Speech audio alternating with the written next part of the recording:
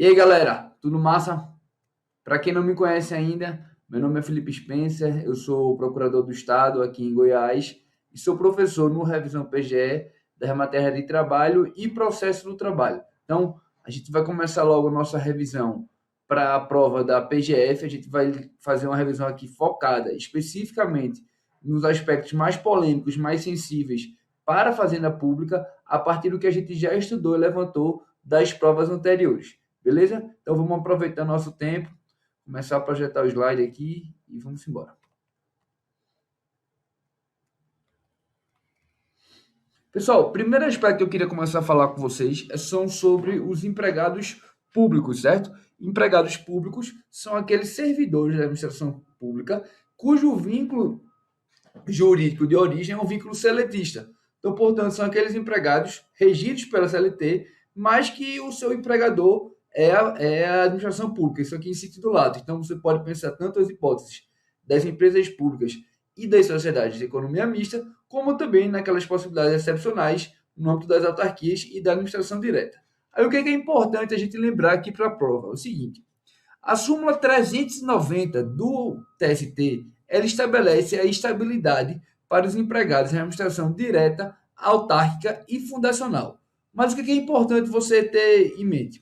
Essa súmula, pessoal, a redação da súmula 390, ela só se aplica para os empregados públicos que foram nomeados até a publicação da emenda 19 de 98, que foi a emenda da reforma administrativa. Por quê? Porque a partir dessa emenda é alterado o parâmetro de constitucionalidade e a estabilidade dos empregados ela deixa de existir, só permanece a estabilidade dos servidores estatutários.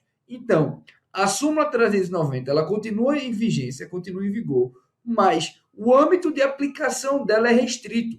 Essa súmula 390 ela só se aplica para os empregados que tenham sido nomeados, ou seja, que o contrato de trabalho já estava em vigor antes da publicação da emenda de 1998. Isso é muito importante, pessoal, porque você lê a súmula friamente e não atenta a esse detalhe, você pode errar a questão, tá certo? Então, a literalidade da súmula continua em vigor, mas o âmbito de incidência, o âmbito de aplicação dela é restrito.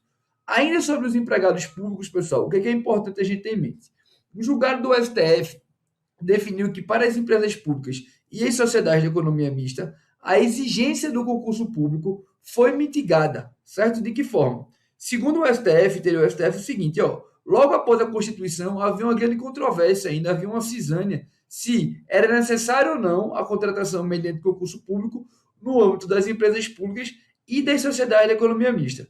Diante dessa controvérsia, o STF entendeu que os contratos celebrados até 23 de abril de 93 não seriam nulos, mesmo que não originários de concurso público. Então, o STF, para as empresas públicas e as sociedades de economia mista, ele mitigou o critério previsto na Constituição, a regra básica do artigo 37, inciso 2º, da exigência de concurso público, para aqueles empregados no âmbito das empresas públicas e das sociedades de economia mista, para permitir até quando, pessoal? 23 de abril de 93. Isso é precedente do STF, certo?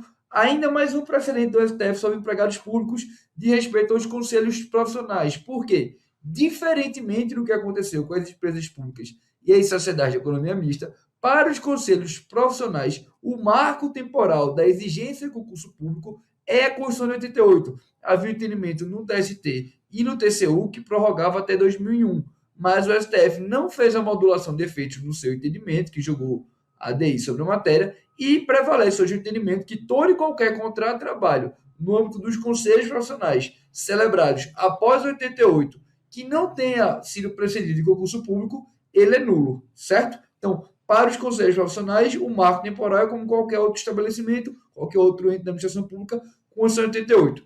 Para as empresas públicas e sociedades de economia mista, 23 de abril de 93, certo?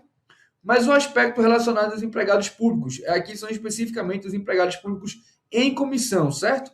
Empregados públicos em comissão, pessoal, são aqueles empregados que a origem deles é um vínculo seletista, não é um vínculo estatutário, mas eles não foram aprovados de maneira de concurso público. Eles, tal qual a autorização constitucional, eles servem para a ocupação de empregos de chefia, direção e assessoramento. Então, O paradigma constitucional, ele dá a prerrogativa dos empregados públicos em comissão, dos empregados públicos, dos servidores comissionados no geral, teria livre nomeação e livre exoneração. Então, essa livre exoneração vai gerar alguns impactos, segundo a jurisprudência do TST, que é o seguinte: para os empregados públicos em comissão, em razão dessa livre exoneração, não são devidas verbas rescisórias. Então, um empregado público em comissão que for demitido não faz jus, por exemplo, ao pagamento da multa de 40% do FGTS, não faz jus, naturalmente, ao pagamento do aviso prévio. Por quê? Porque é livre exoneração. Ele vai ter direito, óbvio, aos direitos, às verbas salariais até aquele momento. Então, as férias proporcionais, 13º proporcional, ele vai ter direito. Mas aquelas verbas que estiverem relacionadas à rescisão, como a multa do FGTS ou o aviso prévio, esses direitos trabalhistas clássicos não são devidos aos empregados públicos em comissão diante do paradigma constitucional da livre exoneração, certo? Ainda em razão desse paradigma da livre exoneração, o TST também entende que esses empregados não fazem jus à estabilidade acidentária ou à respectiva indenização substitutiva. A gente até viu isso na aula passada da AGU, que há o caso da estabilidade de indecorrência sem trabalho. Mas, segundo o TST, mesmo se tratando de uma prerrogativa de proteção da saúde pública, se tratar de um empregado público em comissão, não haverá essa estabilidade. Por fim, mais um aspecto relacionado aos empregos públicos em comissão, que aqui também dialoga um pouco com o direito administrativo, eu queria lembrar para vocês, é o seguinte: segundo o TST, para a criação de empregos públicos em comissão, no âmbito das empresas públicas e das sociedades de economia mista, não há necessidade de que essa criação ocorra por lei. O TST pacificou o entendimento, o MPT, inclusive, tinha um entendimento contrário pela necessidade de lei, mas o TST pacificou que, embora na administração direta haja essa necessidade de lei, para as empresas públicas e sociedade de economia mista, esse emprego público em comissão pode ser criado por mera resolução, por mero ato administrativo, sem necessariamente ser precedido de autorização legal. Certo? E aqui vamos falar sobre terceirização, caiu na prova da AGU, mas ainda tem muitos aspectos de terceirização relacionados à administração pública que eu queria contemplar, queria ver com vocês. Vamos lá. Então, pessoal, uma pergunta central para a relação da administração pública com a terceirização é possível ou não terceirizar atividades finalísticas no âmbito da administração pública? Essa pergunta, pessoal, está diretamente relacionada à regra do concurso público, que é a regra prevista, que a gente já falou mais cedo, no artigo 37, segundo da Constituição. Por quê? Porque se você permite, pessoal, a terceirização livre e restrita, sem nenhum critério, sem nenhuma delimitação, o que você pode fazer? Você pode acabar por esvaziar o concurso público, porque você vai fazer a contratação mediante terceiros, mediante a resposta à pessoa. Você, por exemplo, você aí, que quer ser advogado da União, imagine, por exemplo, a União contratar um escritório para fazer a cobrança da execução fiscal. Isso é possível? Se você olhar muitas vezes, talvez pelo prisma rigorosamente da eficiência, pode até ser mais barato, né? Contratar um advogado privado, mas não vai ter o necessário respeito à impessoalidade e a regra do concurso público. Então, o entendimento que prevalece, e é que é importante, que isso no âmbito da União tem uma regulamentação própria, que são os decretos. Havia um decreto de 97 e um decreto posteriormente de 2018, que reproduzem o mesmo critério que hoje é previsto no âmbito da lei de licitações. O que é a lei de licitações atual, a nova lei de licitações? Ela prevê no artigo 48. Ela estabelece, pessoal, que a terceirização, a transferência para terceiros, para a iniciativa privada, essa execução indireta dos serviços, ela só pode ocorrer para as atividades. Muita atenção nessa classificação, tá, pessoal? Nas atividades materiais, ou seja, só aquilo que é material, aquilo que vai concretizar. Atividades materiais, mas não é toda atividade material. É atividade material acessória, instrumental, complementar aos assuntos que constituam a área de competência legal do órgão ou da entidade, vedado à administração ou a seus agentes na contratação de serviço terceirizado.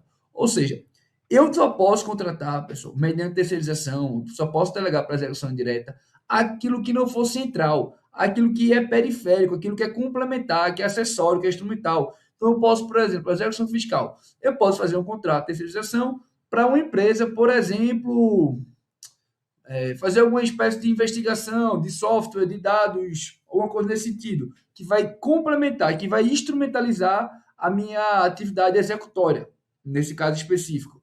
Mas eu não posso propriamente pegar a atividade de execução, uma atividade que é de competência legal de um órgão, que é a Procuradoria, a PGF nesse caso, ou a AGU, e transferir para terceiros. Tudo aquilo que está dentro da competência legal do órgão e do servidor não vai poder ser transferido para a administração direta. Por quê? Porque eu tenho que preservar a regra do concurso público, tá certo?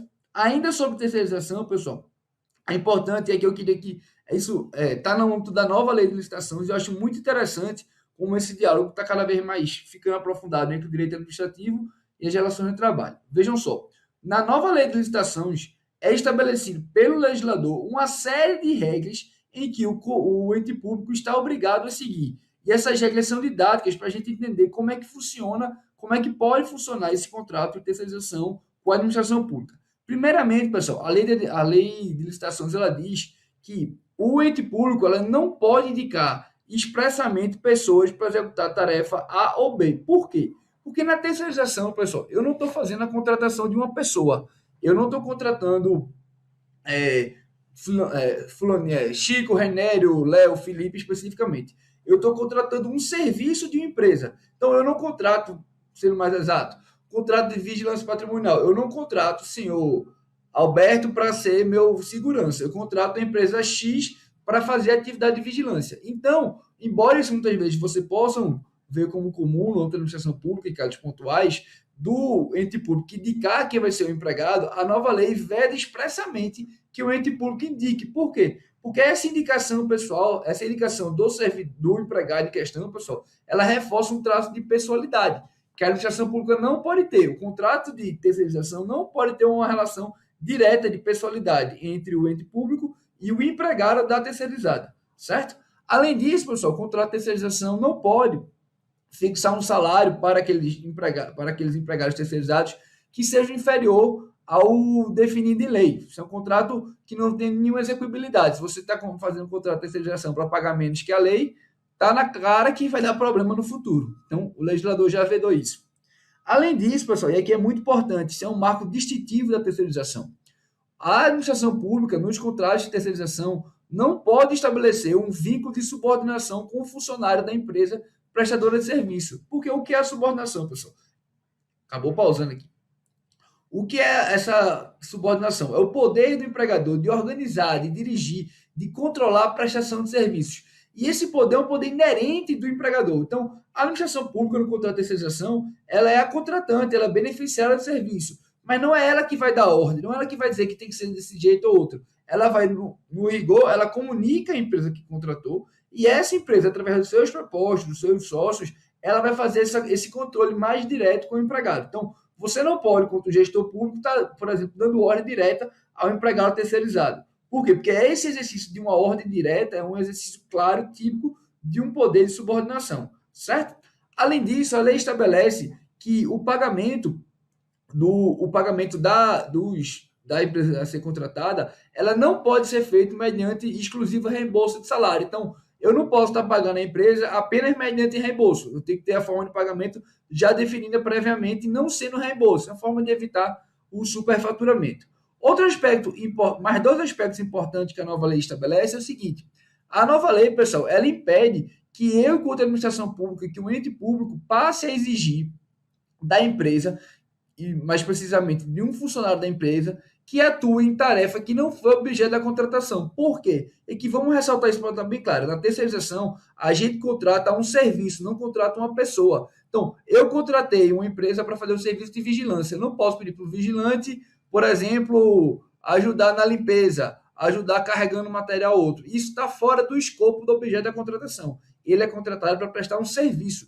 Ele não é contratado enquanto empregado da administração pública, certo? Além disso, o edital não pode prever exigências que vão caracterizar que a administração pública está gerindo internamente a empresa terceirizada. A ideia da terceirização é ser transferida. Então, essa gestão interna ela não pode ser feita pela própria administração, certo? E vamos lá. Ponto mais sensível de terceirização, matéria mais comum no âmbito da administração pública, a responsabilidade. Vamos aqui fazer um pequeno histórico, vamos primeiro entender a regra geral, como é que funciona. Em regra, pessoal, o tomador ele vai ter a responsabilidade subsidiária pelos débitos do prestador. Então, se eu contrato uma empresa de vigilância, se eventualmente, eu vejo, já é subsidiária, em princípio, se a empresa ela não tem condições, eu eventualmente posso ser provocado judicialmente, o empregado pode buscar de mim a responsabilização pelo pagamento dos direitos trabalhistas. A gente vai ter duas exceções. A responsabilidade do contratante, do tomador, vai ser solidária se for um caso de ilicitude ou fraude, e aqui eu aplico o artigo 942, parágrafo único do Código Civil, então é a regra geral, aquela do ato ilícito.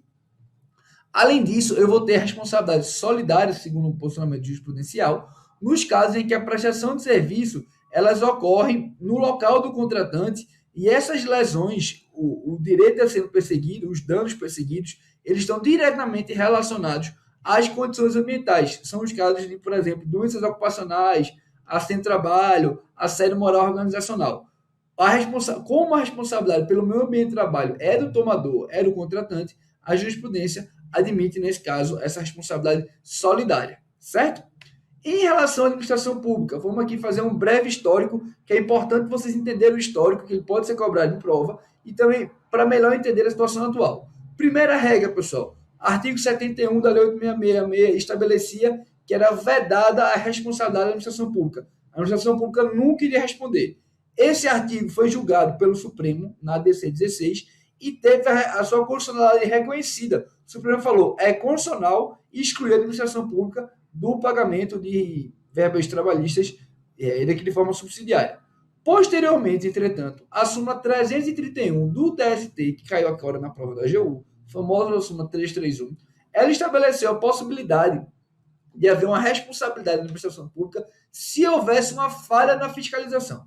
Certo? Então, se a administração pública falhasse no seu dever de fiscalização, poderia haver a responsabilidade, certo? Esse entendimento da súmula foi enfrentado novamente pelo Supremo no julgamento de um recurso extraordinário, em que o Supremo definiu que, de alguma forma, flexibilizou o entendimento anterior da DC 16 pela pura e simples constitucionalidade e disse que é possível a responsabilidade da administração pública, mas desde que houvesse a comprovação de uma falha na fiscalização e o nexo causal dessa falha com o dano. Então, você tem que provar que, por conta da falha, determinado dano ocorreu. Por exemplo, empregado é demitido, não tem o pagamento das verbas rescisórias. Nada é pago, FGTS não é nada. A administração pública poderia perfeitamente exigir do seu contratante que juntasse o extrato analítico do FGTS, que comprovasse o pagamento das verbas rescisórias. Esse é um dever anexo. Então, no caso concreto, a parte comprova, teve a falha de fiscalização, por conta dessa falha surgiu dano, o ente público responde. Esse foi o entendimento do STF. E há hoje um novo paradigma, que é o quê? O paradigma da nova lei de licitações, porque ela estabeleceu novas regras a respeito. E que regras foram essas? Vamos lá. A nova lei de licitação, pessoal, ela estabeleceu no artigo 121, parágrafo 2º, que eu só vou ter responsabilidade subsidiária da administração pública em uma situação bem específica, que é a qual? Para as contratações de serviços contínuos, decorem isso, tá, pessoal? Só para as contratações de serviços contínuos e em regime de dedicação exclusiva. Então, não é todo serviço. Se eu tenho um serviço, por exemplo, de fazer a limpeza de uma fachada de um prédio, um serviço de pintura, que ele não for contínuo, que ele for predeterminado, contrato por escopo, tem um prazo fixo, não tem continuidade, não tem responsabilidade. Da mesma forma, se esse contrato não prevê um regime de dedicação exclusiva, é o caso, por exemplo, vamos pensar o caso do pintor que trabalha, faz a pintura de manhã no local, faz a pintura em outro, enfim. O contrato, para o fim da licitação, não prevê dedicação exclusiva. Se não houver a previsão de dedicação exclusiva, também não será possível, segundo a nova lei de licitações, a responsabilidade subsidiária. E a lei exige, além desses dois pressupostos, um requisito, que é o mesmo que a gente estava falando antes, que é a existência de uma falha na fiscalização do cumprimento das obrigações trabalhistas. E aqui, pessoal, a lógica é clara. Veja, o contratante, a administração pública, ela é beneficiada da força de trabalho. E ela tem instrumentos legais para fazer essa fiscalização. Foi o caso que eu falei no caso, por exemplo, do FGTS. A empresa, todo ente público tem plenas condições de fiscalizar, de monitorar o pagamento do FGTS. Por exemplo, se o FGTS não está sendo pago, é só ela pedir para juntar, respectivos extratos de pagamento, certo? Então, essa matéria ela foi muito polêmica, permanece sendo, eu acho que é a matéria de mais controvérsia no âmbito da administração pública, mas a própria AGU, recentemente, isso aqui é só para ilustrar, isso não vai cair na sua prova, porque já é posterior. A própria AGU, a posterior edital, a própria AGU fixou um acordo, firmou um acordo com o TST, que estabelece que nas causas de pequeno valor, e aqui isso não vai ser irrelevante, mas o que é importante vocês saberem? Que o próprio AGU, a própria AGU TST, firmou um entendimento de que, pela dispensa da interposição de recursos de revistas, nos casos em que o acordo do TST reconheceu uma falha na fiscalização. Então, se o acordo do TRT reconhece uma falha na fiscalização, segundo a própria AGU, não vai haver necessidade da interposição de um recurso de revista. Então, a própria tese jurídica em si, porque aqui a gente não pode discutir, aqui vamos recapitular, isso até caiu na prova do final de semana. Recurso de revista, pessoal, não serve para rediscutir fatos e provas, certo? Recurso de revista é só tese jurídica. Então, quando a AGU está dizendo que reconhece, que se reconhecida a falha na fiscalização, ela não vai recorrer, ela está, de alguma forma, também reconhecendo que é legítima, é juridicamente possível. E veja, eu não tô discutindo se houve ou não a falha. O que eu quero dizer é só o seguinte: a matéria, a tese jurídica em si, está sendo admitida como apta a gerar uma responsabilidade. Então, hoje, na esteira do novo entendimento do STF, na esteira do paradigma trazido pela nova lei de licitações, a gente pode afirmar que é possível a responsabilização da administração pública, desde que reconhecida a existência dessa falha na fiscalização do cumprimento, e no âmbito da lei de licitações, os requisitos são ainda mais restritos, porque é apenas para os serviços contínuos e com regime de dedicação exclusiva. E aí, pessoal, surge mais uma controvérsia relativa à terceirização da administração pública, que é a grande tese. A gente, veja, como eu falei um pouco antes, a gente até admite já, a administração pública, a advocacia pública já está admitindo que é possível juridicamente essa responsabilidade. Mas aí a grande questão, o grande buzilis é: a quem cabe a controvérsia, o aspecto probatório de provar que houve ou não a fiscalização por parte da administração pública? De quem é o ônus da prova para comprovar se houve ou não houve a fiscalização? Eu imagino, pessoal, que essa matéria não deveria ser cobrada na primeira fase. Por quê? Porque essa é uma matéria controvertida e que não está ainda absolutamente pacífica.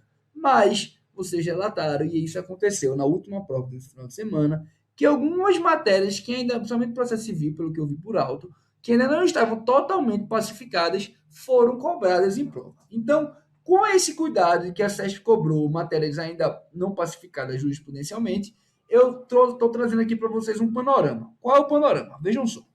A gente tem, no âmbito do TST, precedentes de 2019 e 2020, reconhecendo que o ônus da prova quanto à existência ou não de uma efetiva fiscalização por parte da administração pública pertenceriam ao ente público. O TST, vou recapitular aqui, isso aqui vamos com calma. O TST, em 2019 e em 2020, definiu, entendeu o TST, através da SDI, que é um órgão de uniformização no âmbito do TST, que esse ônus probatório seria do ente público. E assim o fez com base em dois princípios.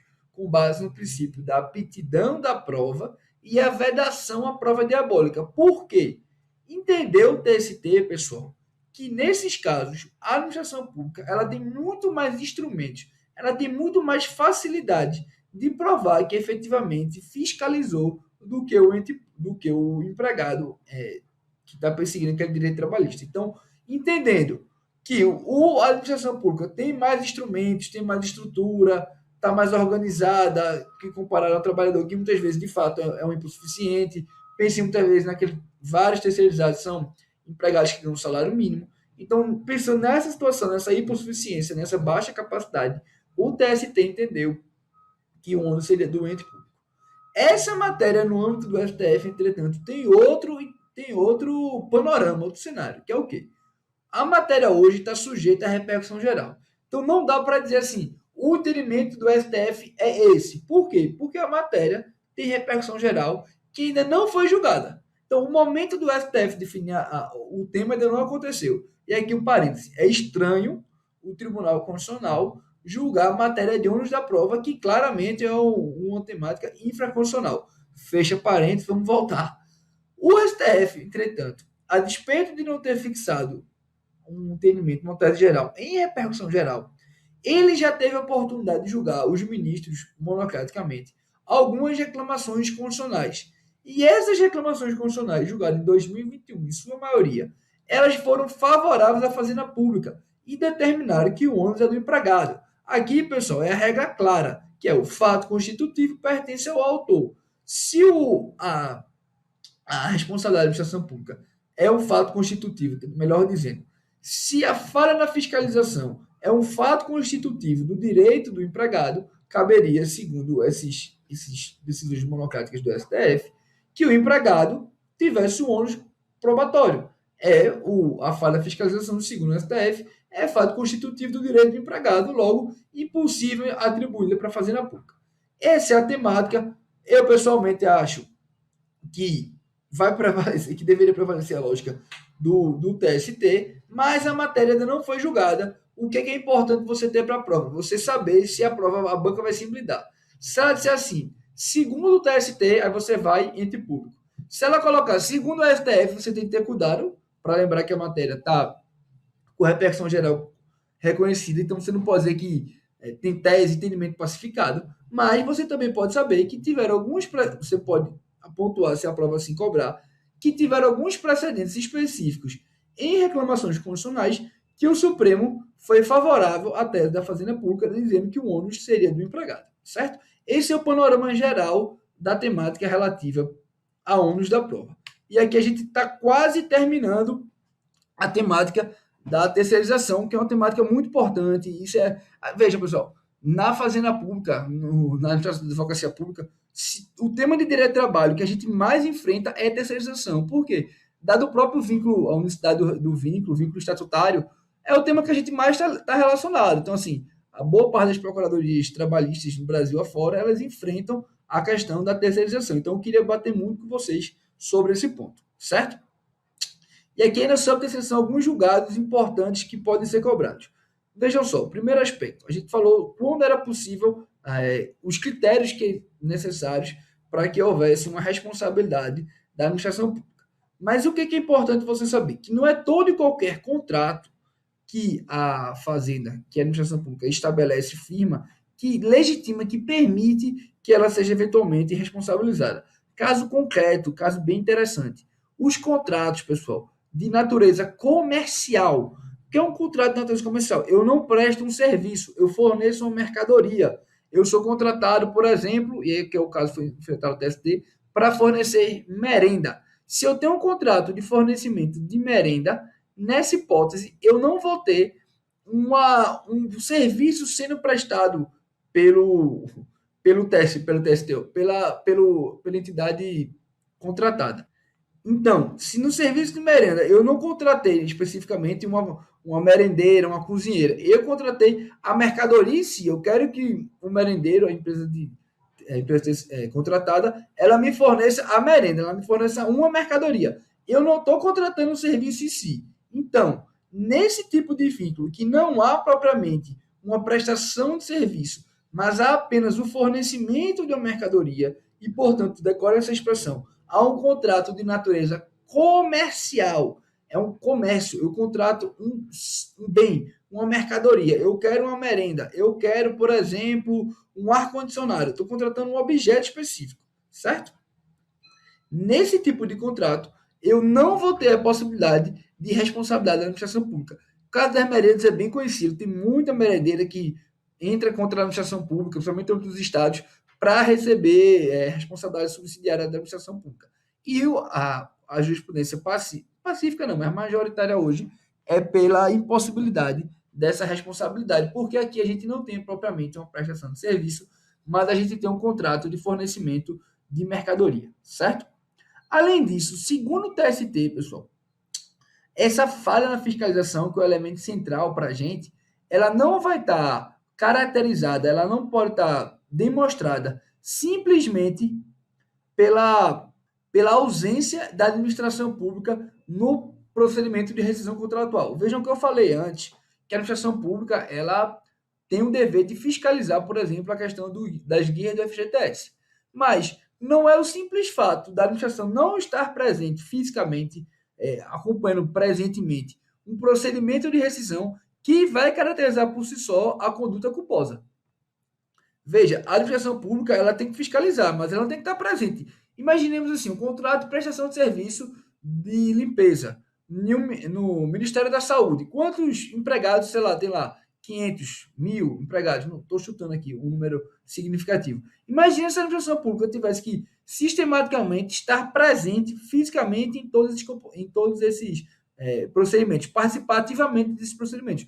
Isso não é exigido. É exigido o quê? Que ele fiscalize. E a própria lei de licitações, a gente não, pela limitação do tempo, a gente não pôde listar aqui. E acho que isso também não vai, essa minúcia não vai ser cobrada para vocês, de quais são os procedimentos específicos a serem adotados. Mas o que é importante vocês saberem para fins de prova e de jurisprudência é que a simples ausência da administração no procedimento de rescisão não caracteriza por si só a falha na fiscalização. É claro que, junto com outros elementos probatórios, essa falha pode ser comprovada, certo? Mais um aspecto aqui é que vamos dialogar um pouco com o processo civil, vamos recapitular a questão do cabimento da reclamação constitucional. Por quê, pessoal?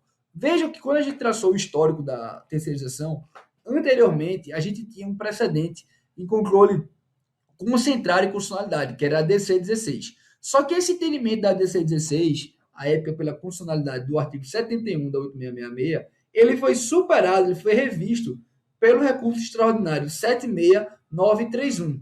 E, por conta dessa modificação de entendimento pelo recurso extraordinário, o cabimento da reclamação também foi alterado. Por quê? Porque agora, sendo um precedente firmado em controle difuso de constitucionalidade, a reclamação ela passa a estar condicionada ao esgotamento das instâncias ordinárias. Vejam, no paradigma da ADC, se eu tivesse uma sentença, o concordo foi concentrado, eu podia eventualmente apresentar já diretamente a reclamação constitucional. Entretanto, como o paradigma agora não é mais um controle concentrado, mas um controle difuso, o cabimento da reclamação está condicionado ao esgotamento da instância ordinária. Isso é de processo de trabalho, mas fazenda pública, mas é também do processo civil para você dar uma relembrada, certo? Por fim, pessoal, mais um último precedente relacionado à terceirização foi um caso julgado pelo Supremo referente especificamente à possibilidade ou não de equiparação salarial entre empregados terceirizados e empregados da tomadora de serviço, certo? O STF entendeu, pessoal, que mesmo que a gente tenha uma situação de identidade de funções, identidade de atribuições entre empregados terceirizados e empregados efetivos da casa, a gente não teria a possibilidade de um instituto da equiparação salarial. Vejam, imagine a possibilidade, por exemplo, que eu tenho uma empresa e eu tenho um faxineiro nessa empresa e além do faxineiro eu tenho também uma empresa contratada para o serviço de limpeza e que também tem um faxineiro lá. E o faxineiro efetivo e o da terceirizado, eles fazem as mesmas atribuições.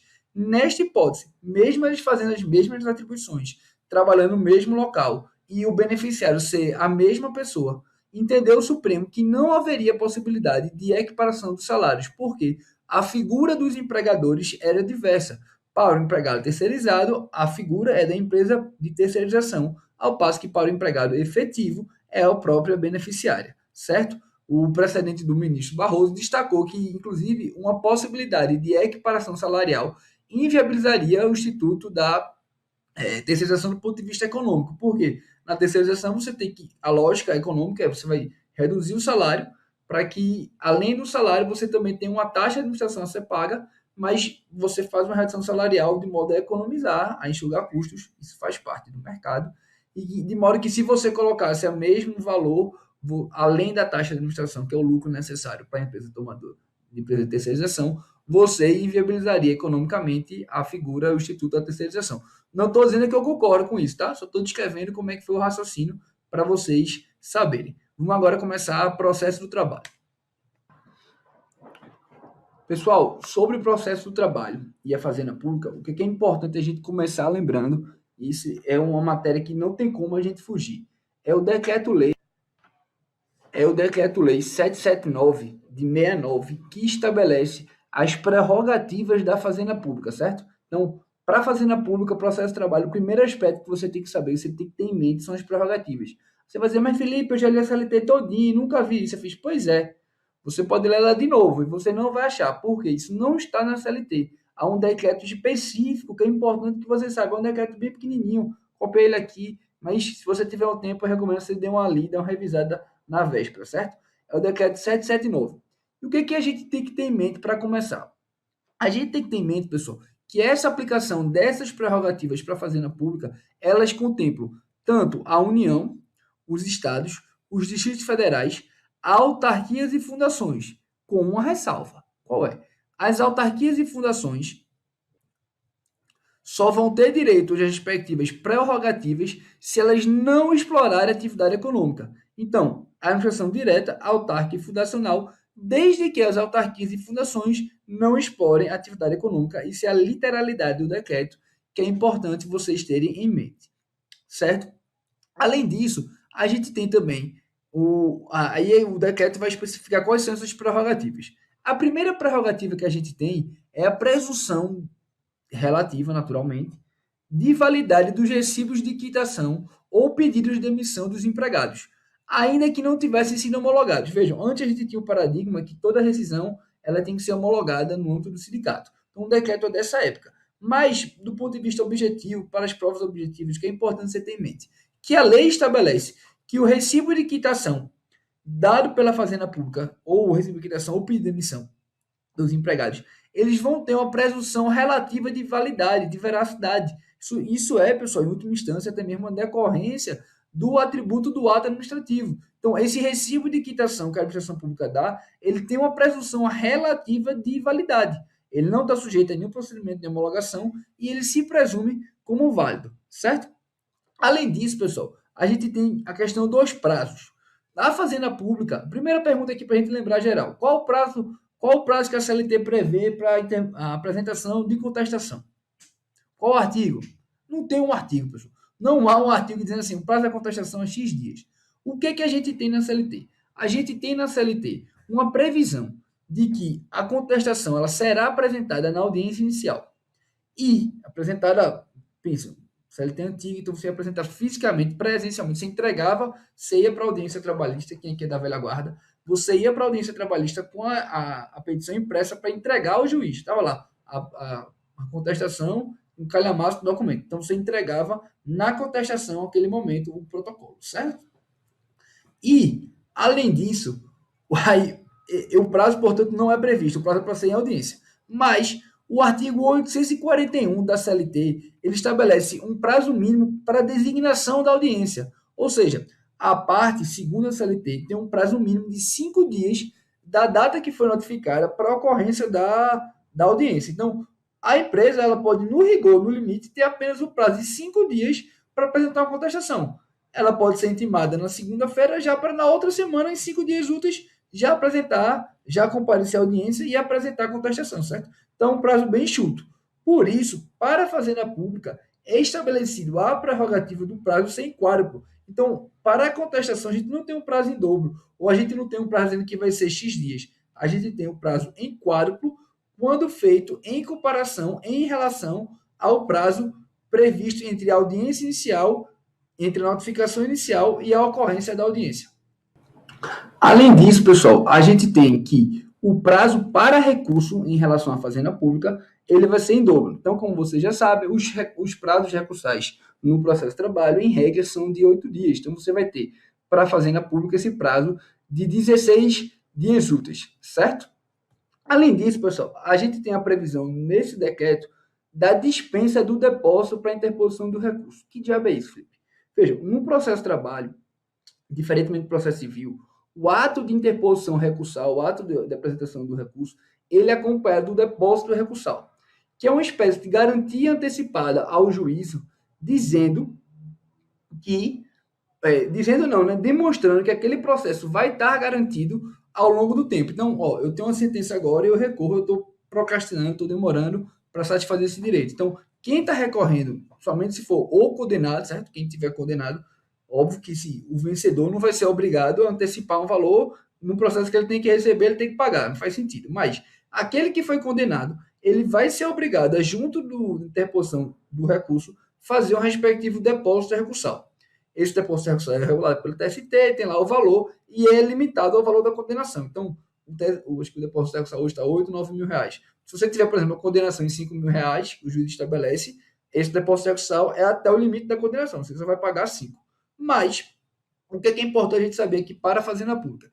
Que a Fazenda Pública ela está dispensada da apresentação desse depósito recursal. Ela não tem que garantir esse juízo. Isso, pessoal, em última instância, é uma decorrência até mesmo da questão dos precatórios, certo? O pagamento da Fazenda Pública ela é por precatórios. Então, a Fazenda Pública não está obrigada a fazer depósito recursal porque o credor, o trabalhista, tem a certeza que ela vai pagar. E ela vai pagar sobre sistemática ou do RPV ou do precatório. Mas a liquidez contra a Fazenda Pública não vai deixar de pagar, não vai deixar de honrar esse seu compromisso, esse compromisso com o Poder Judiciário de quitar para fazer um pagamento de uma sentença judicial, certo?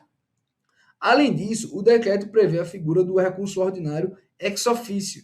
E o que é esse recurso ordinário ex officio, pessoal? Recurso ordinário ex officio nada mais é do que o instituto da remessa necessária. À época se chamou de recurso ordinário de ofício, mas é a remessa necessária, que é aquela condição de eficácia para uma determinada decisão contra a Fazenda Pública, certo? Que se exige que ela seja revista pelo tribunal. É o instituto da remessa necessária, portanto, também tem aplicação no processo de trabalho, mas com o nome titulado de recurso ordinário ex officio. Por fim, mais um aspecto que a gente tem de prerrogativa da Fazenda Pública é a previsão que o pagamento das custas ela será feito ao final. Entretanto, especificamente em relação à União Federal, o próprio decreto estabelece que a União está isenta do pagamento de custas, certo? Então, vejam, muita atenção isso aqui para cair na sua prova. Estados e municípios, entes públicos em geral, eles vão ter o dever de fazer o pagamento de custas no processo de trabalho. Mas, especificamente em relação à União, o decreto estabelece que a União não vai ter o dever de fazer o pagamento dessas custas, certo? Vamos seguir. Uma matéria super importante caiu na AGU e que a gente tem que pode cair também, que é a cara da Fazenda Pública, é a matéria relativa à competência, pessoal. E aí que eu tentei selecionar vários julgados de competência dentro do escopo diretamente relacionado à administração pública, porque é aquilo que a gente tem que pode ser cobrado em prova. Então vamos lá, pessoal. Sobre competência. Primeiro aspecto importante, pessoal, é sobre a questão da demissão de empregado público, certo? O Supremo, ao julgar especificamente a questão da aposentadoria voluntária e o reflexo dela enquanto demissão de um empregado, é o caso especificamente dos Correios, em que havia uma previsão de que, em razão da aposentadoria, o contrato de trabalho estaria automaticamente extinto. O Supremo definiu essa matéria, a competência sobre ela, dizendo que essa modalidade de extinção desse empregado público por decorrência de uma aposentadoria voluntária era uma controvérsia, de última análise, de matéria constitucional administrativa, de modo que a competência, nesse caso, não seria da Justiça do Trabalho, mas da Justiça Comum. Da mesma forma, pessoal, no caso referente à preterição em concurso público, a fase pré-contratual do contrato de trabalho, aqui todo mundo sabe, essa é aquela situação muito comum em empresas públicas, Petrobras, em que, por exemplo, se faz um concurso para advogado, tem 30 aprovados, só nomeiam 2, e a Petrobras está abarrotada, ou a Caixa Econômica de escritório terceirizado, fazendo as mesmas atribuições dos empregados efetivos. Então, haviam várias e várias reclamações nesse sentido, em que a Justiça do Trabalho determinava a contratação imediata desses candidatos aprovados. O Supremo também definiu que a competência nesse caso é da Justiça Comum. Mais um aspecto interessante, pessoal, de respeito à contribuição sindical e os conflitos relativos à representatividade dos sindicatos no que diz respeito aos servidores estatutários. Então, vejam, em regra, controvérsia sobre contribuição sindical ou sobre representatividade dos servidores dos respectivos sindicatos é matéria da Justiça do Trabalho. Entretanto, quando essa contribuição e esses conflitos relacionados à representatividade sindical estiverem dizendo respeito a servidores estatutários, a competência nessa hipótese é da Justiça Comum, certo? O Supremo aí faz uma distinção para dizer que, como o vínculo de origem dos trabalhadores é estatutário, a competência vai ser da Justiça Comum. Por outro lado, pessoal, por fim, a gente tem também a situação dos trabalhadores em presídios, são aqueles trabalhadores que fazem como modalidade de diminuição de pena, tudo mais. Aqui vocês sabem mais que esse professor que já não está mais tão sabendo direito penal e processo penal, mas vocês estão afiados, estão afiadíssimos na matéria, vocês lembram que a lei das ações penais prevê a possibilidade de trabalho como uma forma de remir a pena, de diminuir a pena. E aí surgiu uma controvérsia que pode também surgir no âmbito da União, por conta dos presídios federais, de que se um eventual preso ele vem a reivindicar algum direito trabalhista, algum direito dessa natureza, de quem seria a competência?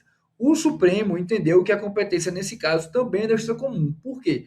Porque o trabalho desenvolvido nos presídios não é propriamente um vínculo de emprego, tem uma relação própria, uma relação estatutária. É até mesmo uma questão de ser um direito do apenado, certo? Então, nesse caso, a competência é justiça comum. Então, vejam, aqui eu já citei 4 precedentes e que a tendência atual da jurisprudência é caminhar para dizer que os casos difíceis, os hard cases, são da justiça comum.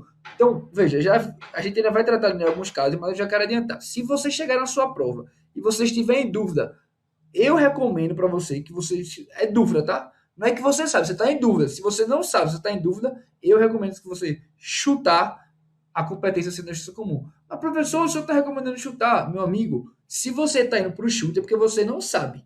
Se você soubesse, você não estava chutando. Então, se é para chutar sobre competência, minha recomendação é que chute. Não é você sabe. Os casos, a gente vai ver aqui na frente alguns casos, alguns rariquetes que a competência ficou no seu trabalho. Mas, em geral, nessas situações mais polêmicas, minha sugestão é, na dúvida, vá pela competência da justiça comum, porque há uma tendência, principalmente no Supremo, de esvaziamento da competência da justiça do trabalho. Certo? Ainda sobre competência e sobre casos relacionados à justiça do trabalho, à administração pública, a gente tem o quê? Que os conflitos de greve, a competência para os conflitos de greves da administração direta, autárquica e fundacional vai ser da justiça comum. Isso cai agora na prova da AGU. E pode cair novamente, nada impede. E o que é importante você saber? Essa competência ela contempla até mesmo os empregados de vínculo seletista. Então, mesmo que o vínculo seja seletista, se for da administração direta, autárquica e fundacional, a competência é justiça comum. Se for uma empresa pública ou uma sociedade de economia mista, aí não, competência é justiça do trabalho. Pense, por exemplo, no caso de greve na Petrobras, a competência é da justiça do trabalho. Um aspecto interessante é o seguinte: eu tenho um conflito de greve entre um empregado seletista que está em mais de um estado. Pensa numa fundação, por exemplo, que atua em Pernambuco, na Paraíba. Nesse caso, se o conflito é de mais de um estado, o conflito contempla mais de um estado, a competência, nesse caso, para julgar esse decídio de greve, vai ser do STJ, certo? Mesmo se for, por exemplo, mesmo se aplica se um servidor estatutário. Se eu tenho uma discussão de um servidor estatutário sobre a matéria de greve, sobre a legalidade da greve, essa competência vai pertencer ao STJ, não é em um tribunal em preterição ou outro. Como há um conflito entre mais de uma unidade federativa, esse caso é atraído e o STJ é que julga. Da mesma forma, pessoal, conflitos relacionados a servidores temporários, a competência ela pertence à justiça comum. Se eu tenho uma discussão de um servidor temporário pleiteando o recebimento de alguma vantagem, houve algum desrespeito, a controvérsia para apreciar esse caso é da justiça comum. Por quê? Porque aqui eu não tenho propriamente um vínculo seletista, certo? Mais um aspecto aqui é que é importante porque ele vai fugir da lógica, certo? A lógica que a gente estava trabalhando até agora é o quê? Que nos hard cases, normalmente, o STF, o STJ tem entendido pela competência da justiça comum. Mas há uma súmula do STF que reconhece expressamente que nas discussões relativas ao meio ambiente do trabalho, mesmo que sejam discussões envolvendo servidores estatutários, a competência da justiça comum. Se tem, pessoal, que a discussão relativa ao cumprimento ou não de normas sobre saúde e higiene do trabalho, ela pertence à justiça do trabalho. Então, se eu tenho, por exemplo, um caso de uma alegação de ausência de condições mínimas em um determinado prédio público, que o prédio está com risco de desabamento e tudo mais. Essa competência para avaliar as condições de trabalho, se há uma higiene, se o local está adequado, se está salubre, essas condições elas atraem a competência da justiça do trabalho. Não vai ser justiça comum, mesmo que se trate de demanda relativa a servidores estatutários, certo? Se a matéria de fundo, se a matéria subjacente, se a causa de pedir está relacionada ao meu bem de trabalho, a competência é da Justiça do Trabalho. Entretanto, muito cuidado, porque essa competência para avaliar os aspectos relacionados à saúde e à segurança do meu bem de trabalho, ela não contempla eventuais ações que buscam recebimento adicional de salubridade. Pense, por exemplo, que policiais entram com a servidores estatutários, portanto, entram com ação para receber insalubridade, porque estão dizendo que o batalhão que eles estão lotados está muito sujo, por exemplo. Esse pedido, mesmo que em ultíssima análise, que mesmo que tenha uma relação indireta, e essa relação é apenas indireta, com o meio ambiente de trabalho, ele não está contemplado, segundo o STF, nessa competência para o meio ambiente. Por quê? Porque aqui eu estou pleiteando, não é propriamente uma restauração do meio ambiente, a adequação, estou pleiteando uma vantagem pecuniária específica e individual. Então, nesses casos, o Supremo entendeu que a competência é da justiça comum, se naturalmente o vínculo for de um servidor estatutário, certo?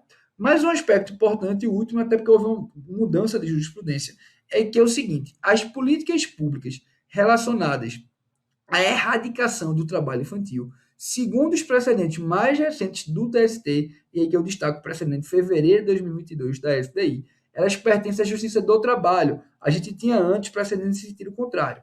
Mas hoje o entendimento que prevalece é que a competência é a Justiça do Trabalho. Isso é o quê, pessoal?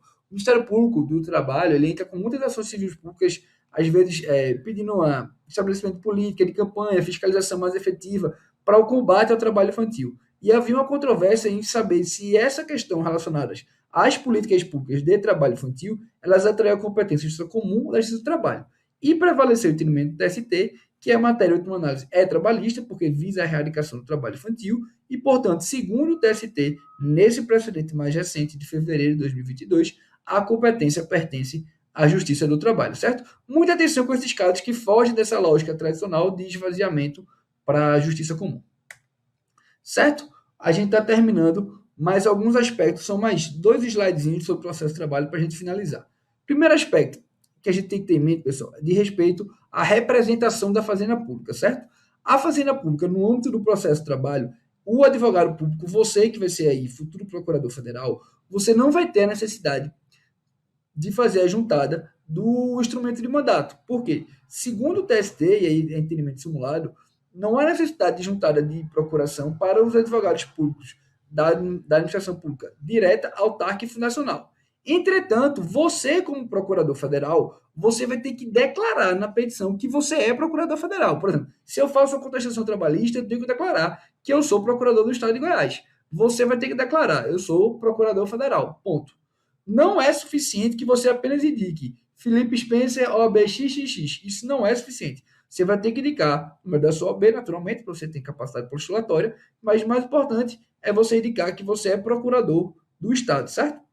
Essa questão até da OAB, isso no âmbito de algumas procuradorias, como a AGU, até mesmo controverso, porque a AGU não pode advogar. Então, o que é importante mesmo é você declarar que exerce o cargo de procurador, certo? Muita atenção, pessoal, também um aspecto que o TST fez foi o seguinte: essa flexibilidade, essa dispensa da não juntada do mandato, ela não é extensível para os cargos em comissão. Por quê? Porque para a administração, para as carreiras de advocacia pública, o nosso mandato, no rigor, é um mandato ex lege, ele decorre diretamente do fato de a gente estar empossado numa carreira pública, num cargo público previsto em lei, em que a lei nos outorga essa capacidade, essa representação do ente público, certo? Mas para quem tem cargo em comissão, isso aqui é muito comum no âmbito dos municípios. Você não tem essa vinculação na lei para dizer que o cargo comissionado ele representa um ente público em juízo. Então, para aqueles advogados, procuradores cuja origem é um cargo em comissão, é necessário para esses casos que haja a juntada do instrumento de mandato, tá certo? Mais último aspecto aqui, ainda sobre o processo de trabalho, mais 3 pontos aqui que eu queria rever com vocês para a prova, certo? Primeiro aspecto, pessoal, é a questão da revelia. Por quê? Porque vocês têm que ter em mente que há uma controvérsia sobre a aplicação ou não, poderia haver uma controvérsia sobre a aplicação ou não da revelia no âmbito do processo de trabalho. Mas a OJ 152 da SDI do TST, e isso é cara de prova porque é letra de lei fria, a OJ fala claramente que o quê? Que a pessoa jurídica de direito público também está sujeita à revelia. Então, mesmo que seja um ente público, ele pode, se não estiver presente na audiência, estar sujeito aos efeitos da revelia. Isso é a literalidade da OJ que eu penso que é importante você ter em mente para a prova. Mais um aspecto interessante sobre as prerrogativas da Fazenda Pública é o Instituto da Remessa Necessária, que a gente viu antes, que é tratado pelo decreto como recurso ordinário ex officio. Esse recurso ordinário ex officio, segundo o entendimento da jurisprudência, ele não se aplica para os processos na fase de execução. ele vai se aplicar apenas e tão somente para os processos na fase de conhecimento, certo? Você não vai ter, por exemplo, agravo de petição ex officio, no caso de uma sentença de liquidação, o julgamento dos embargos de execução forem contrários à fazenda pública. Não há. Eu só tenho a obrigatoriedade da remessa necessária na fase de conhecimento, certo? Por fim, mais um aspecto aqui, uma aposta minha, de respeito ao dissídio coletivo. No finalzinho da aula eu lembrei disso que iria falar com vocês. Vejam só, o dissídio coletivo, e aqui uma revisão muito breve, tá, para a prova. O dissídio coletivo é aquele processo extraordinário no processo de trabalho, que a Justiça do Trabalho ela tem a capacidade de instituir, julgar um conflito entre sujeitos coletivos. Normalmente é o que? Uma empresa e um sindicato de trabalhador ou um sindicato dos trabalhadores com o sindicato empresarial. E aí eu vou julgar esse dissídio entre entes coletivos, certo? Porque a empresa, do ponto de vista processual, ela também é entendida como sujeito coletivo. A pergunta que pode estar na sua prova é o seguinte: eu posso ter o ajuizamento de um dissídio coletivo contra a administração pública? O seu raciocínio imediato vai ser dizer que não. Por quê? Porque o dissídio coletivo, em regra, somente os dissídios econômicos, eles visam o estabelecimento de normas e de direitos. E esses direitos, eles têm um impacto econômico. Então, se eu permito o ajuizamento de um dissídio coletivo contra, vamos supor, então, como eu estava dizendo, se você tem um dissídio de natureza econômica, você vai ter a possibilidade de criação de normas que vai ter impacto material. Por exemplo, um dissídio de natureza econômica que estabelece o reajuste do piso da categoria, o reajuste do vale alimentação. Então, com base nos princípios da legalidade, princípio do orçamento público, da indisponibilidade do interesse público, o entendimento prevalecente é que não cabe o ajuizamento de dissídio coletivo de natureza econômica, tá? Muita atenção na sua prova. Dissídio coletivo de natureza econômica não é cabível em face da fazenda pública. Entretanto, a gente pode ter uma nova figura de dissídio coletivo, que é o dissídio coletivo de natureza social. A OJ, pessoal, 5 da SDC do TST, ela permite especificamente o ajuizamento de dissídios coletivos de natureza social, que são aqueles dissídios, pessoal, que não vão ter impacto econômico, certo? É um dissídio que não vai ter um impacto econômico, que não vai ter repercussão no âmbito do orçamento público. Então, o TST admite especificamente e restrito para os dissídios coletivos de natureza social o ajuizamento de dissídio coletivo. Então, muita atenção, essa é a literalidade de uma OJ do TST, da STC, que a gente tem que pode estar sendo cobrada em prova, certo? Um exemplo aqui para talvez ilustrar o que poderia ser esse dissídio de natureza social. Pensemos numa cláusula, por exemplo, que diga respeito à licença. Aí, a licença paternidade. Aí, discussão, por exemplo, se a licença paternidade prevista em um acordo coletivo que não tem repercussão econômica, ela contempla ou não a figura dos pais que são adotantes, ou se contempla a adoção feita por casais homossexuais. Eu estou dando só um exemplo, tá? São dissídios, são conflitos entre sujeitos coletivos que vão poder ser resolvidos mediante o instrumento do dissídio coletivo. Por quê? Porque eles têm natureza social, eles não vão ter impacto econômico, eles não vão ter repercussão orçamentária. Então, nessa hipótese, especificamente, o TST admite a interposição, o ajuizamento de dissídios coletivos para ajuizar, para resolver esses conflitos. Tá certo, pessoal? Essas eram as minhas considerações daqueles aspectos que a gente tem que são mais importantes, mais relevantes sobre a fazenda pública nesse curto espaço de 1 hora. Tá certo? Desejo a todos boas provas, vocês estão preparados, vão com calma, tranquilidade, vai dar tudo certo. Um abraço, qualquer coisa, qualquer dúvida, pode mandar mensagem para mim no Instagram, @Felipe Spencer, o pessoal deve marcar lá no Instagram do Revisão. Tá bom? Obrigado.